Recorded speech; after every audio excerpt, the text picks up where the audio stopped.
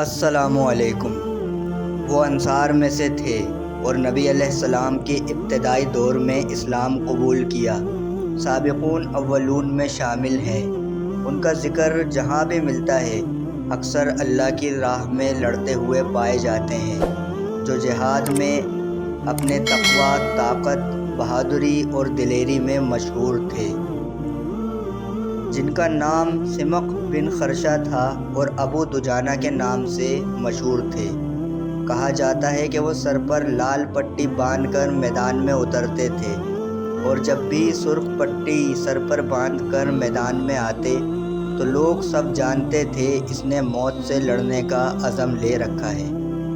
جنگ احد میں نبی علیہ السلام نے اپنی تلوار اٹھا کر اپنے اصحاب کو پکارا کہ کون ہے جو اس تلوار کو لے کر اس کا حق ادا کر دے گا۔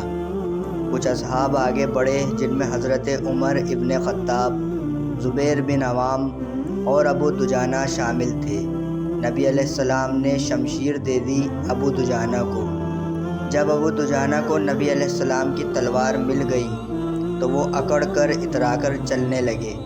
نبی علیہ السلام نے فرمایا، یہ ایسا چلنا ہے جو اللہ تعالیٰ کو پسند نہیں، لیکن اسلام کے دشمنوں کے سامنے بہادری سے اس طرح چلنا بھی اللہ کو پسند ہے۔ زبیر بن عوام کو یہ اچھا نہیں لگا کہ تلوار مجھے نہیں ملی بلکہ ابو دجانہ کو مل گئی، حالانکہ زبیر بن عوام بھی ایک بہترین جنگجو تھے۔ ابو دجانہ نبی علیہ السلام کی تلوار لے کر کفار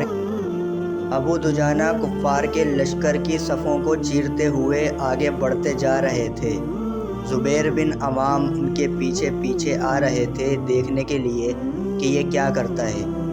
ابو دجانہ کے راستے میں جو آ رہا تھا مرتا جا رہا تھا کہ اچانک ان کے راستے میں ابو سفیان کی بیوی ہند آ گئی، جنہوں نے ابھی اسلام قبول نہیں کیا تھا۔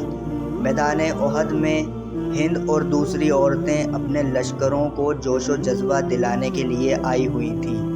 جب ہند ابو دجانہ کے سامنے آ گئیں تو ابو دجانہ نے تلوار اس کے سر پر رکھی اور رکھنے کے بعد واپس ہٹا لی اور کہا کہ یہ میرے نبی کی تلوار ہے، اسے عورت کے خون سے نہیں رنگ سکتا۔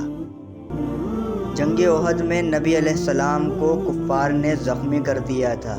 نبی علیہ السلام کی ڈھال بن کر کچھ اصحاب آپ کے ارد گرد موجود تھے، جن میں حضرت ابو بکر صدیق رضی اللہ عنہ، عمر بن خطاب رضی اللہ عنہ، حضرت علی ابن ابی طالب رضی اللہ عنہ اور دیگر اصحاب کے ساتھ ابو دجانہ بھی شامل تھے۔